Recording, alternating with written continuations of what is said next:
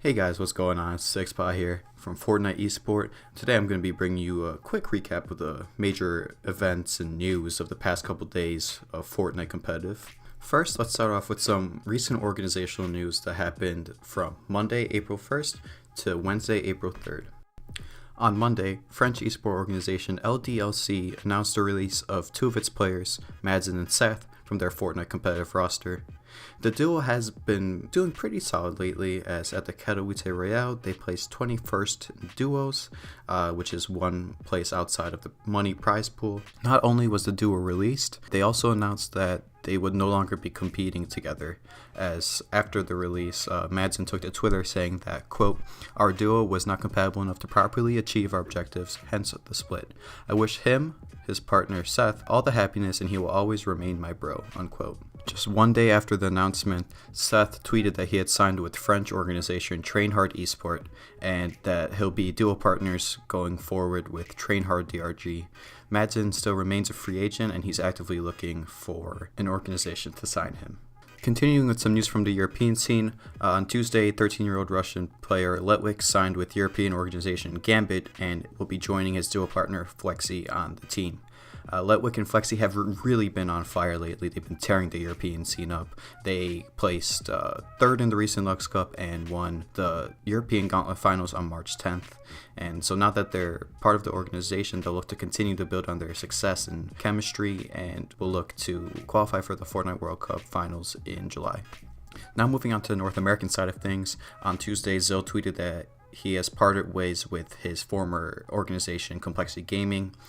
He only signed there recently, about 3 months ago, but decided that he's better off competitive scene, not signed with an organization. You know, Fortnite players aren't necessarily required to be a part of an organization in order to compete in tournaments, so maybe just the salary wasn't good enough to remain a part of Complexity Gaming. On Wednesday, big news came out of 11 Gaming as they announced on Twitter that they were releasing Emad from their competitive roster. Recently, there have been screenshots that surfaced of Emad having a kind of negative attitude and some choice words to fellow player Chung after they got into a bit of a fight. You know, landing spots, pushing people too aggressively in competitive games, and obviously 11 Gaming was not a fan of that, so the move directly correlates with the surfacing of those screenshots. While he didn't seem too apologetic about it at first, Emad has since acknowledged the situation and apologized to his fans on Twitter.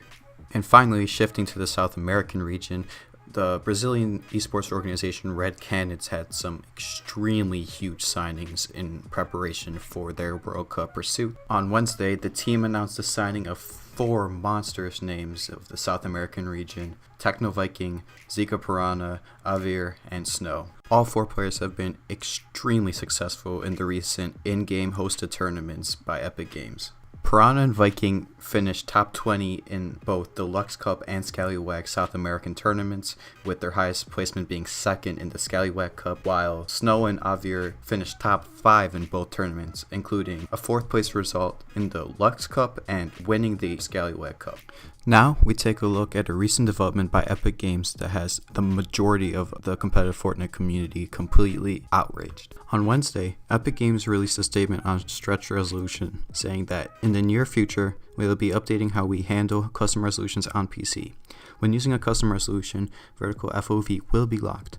Horizontal FOV will be unlocked in all modes, but in competitive playlists like Arena and in-game tournaments, we will be locking the aspect ratio to 16:9. Now this of course will make a lot of people mad.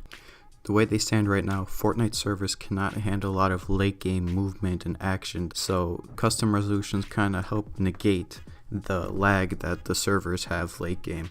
Also, custom resolutions have been so popular amongst competitive gamers in CSGO and now in Fortnite that people have been accustomed to it, and switching to it will definitely provide a disadvantage for people trying to qualify for the World Cup. Stretch resolution gives a lot more field of view to the people who use them, and just all the competitive gamers that use it have become so accustomed to it, and so have the viewers as well. that it'll be a tough change to get used to with the 16:9 aspect ratio lock. And the pros, oh man, the pros have not held back at all.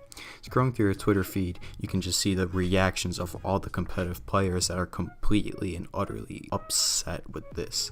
Finnex tweeted, "The fastest one to adapt wins this weekend's $500,000 tournament." Atlantis Kaiser said, "Straight up garbage game, can't believe it. Siphon now native, removing stretch and line 2 weeks before the biggest tournament in the world."